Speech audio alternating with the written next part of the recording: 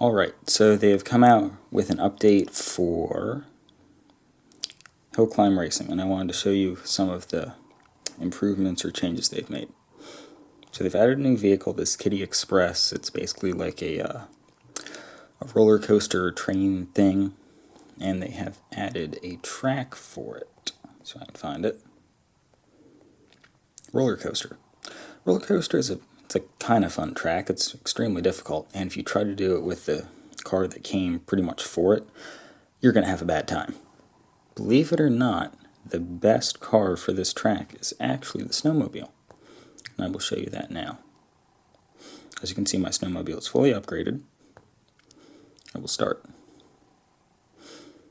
Now, the advantage to the snowmobile over the vehicle that's actually, I guess you could say, designed for this track is that the snowmobile, unlike the Kitty Express, does not overheat when you're running the gas hard for a long time, which is extremely important on these hills.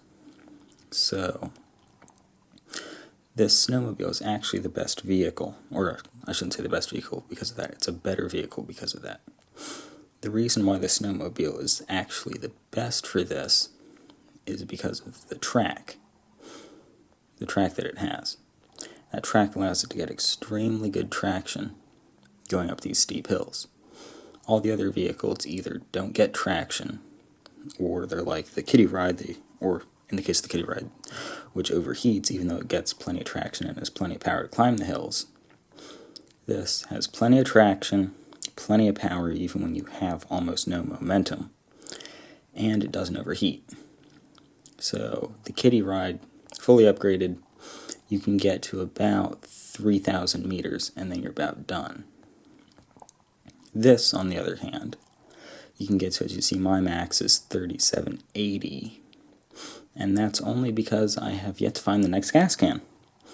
If I knew where the next gas can was, if this had a longer range, if it was faster, anything, it would go a lot farther. It's not limited by performance, it's not limited by traction, it's only limited by range. So, yikes, I'll try not to flip over, and I will hopefully be able to get you up to 3780 or somewhere close to that. Now the only thing you have to be wary of is some of these hoops. When you're dropping down in the hoops, or actually it's not really the hoops, it's when you're flying up these hills and you just keep going, which this thing can, and it will go flying over a hill. When you're coming back down, you really don't know what you might be landing on. And as you see, that's a perfect reason for why this is a great vehicle. It has plenty of traction even climbing up a steep hill like that. Back to what I was saying about the hills. If you go flying up over one of these, you might have a loop like that at the bottom. If you hit that loop with just your front skid, you're going to flip over and land, and the whole snowmobile is going to land on this guy's head, in which case you kill him and you have to start again. And the snowmobile isn't all that great at stopping at the top of hills, and it's one of the fastest vehicles going up the hills, so it's the most trouble to try to stop. Another great example why it's a good vehicle for this is that tire burning out thing of sorts. So I will continue to play this, and hopefully see more proof that this is a great vehicle for this. It doesn't come to a stop climbing a hill like this. That's one of the hills that the vehicle that basically came with this track would have struggled on. It probably would have been overheating, or you would have needed an extreme amount of momentum. This, I think, yes, this is another place where it would really struggle. You'd have to actually ditch that second trailer to get up this hill. Hopefully it won't land. Okay, good, I didn't land on a ring, on a loop, whatever you want to call it.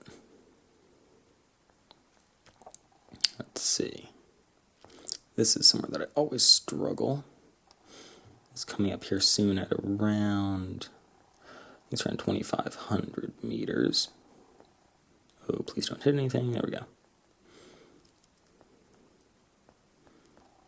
Right past here is my next gas can, gas pickup, whatever you guys call it. Now I need to control myself going up these hills, otherwise I'll fly over, hit that loop, and I have to start this video over again. Okay, there's that loop. Okay, up this hill. This is one of the toughest hills for the vehicle that came with this.